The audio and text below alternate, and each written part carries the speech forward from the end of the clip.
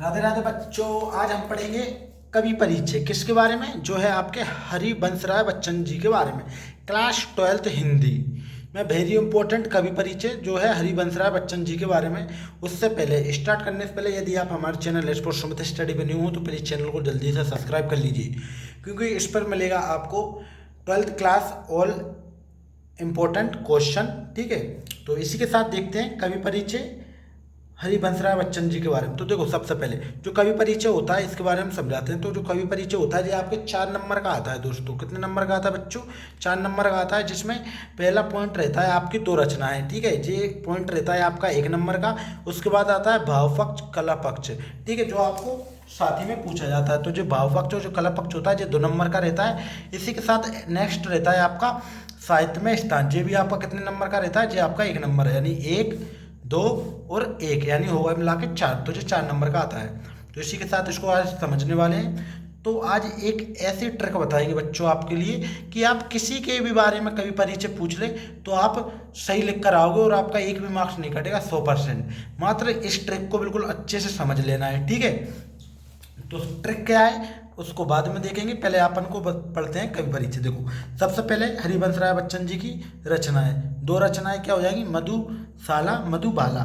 उसके बाद आता है नेक्स्ट पॉइंट भाव पक्ष कला पक्ष।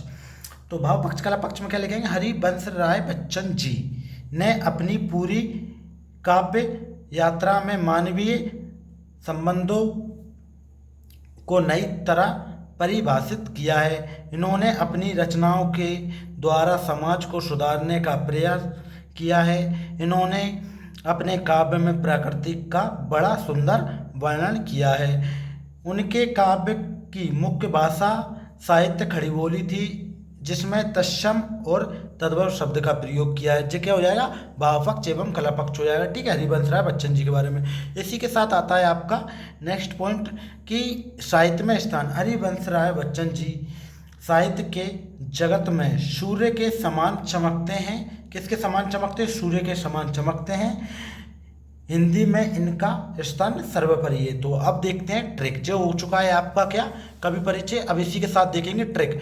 ट्रिक जानने से पहले दोस्तों वीडियो को स्किप ना करें, बिल्कुल ध्यान से समझें। बहुत ही इंपॉर्टेंट ट्रिक है। किसी के भी बारे में आपसे यदि कवि परिचय पूछता है, किसी भी कवि के बारे में, तो आप बिल्कुल आसानी से कर सकोगे।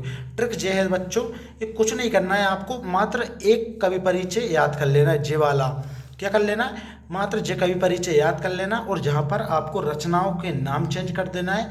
जिस कवि के बारे में पूछा जाए उस कवि की रचना लिख देना है। और जे अंडरलाइन हो रही है ना, जे लिखा है हरिवंश राय बच्चन, जहाँ पर भी उस कवि का नाम लिख देना है, और एंड पर भी उस कवि का नाम लिख देना है। इस ट्रिक से आप एक कवि परिचय याद कीजिए। इसी के साथ आपसे किसी की भी कवि के बारे में पूछ ले कवि परिचय तो आपका सेम ही रहेगा और एक भी नंबर नहीं कटेगा, 100% गारंटी है दोस्त बच्चों।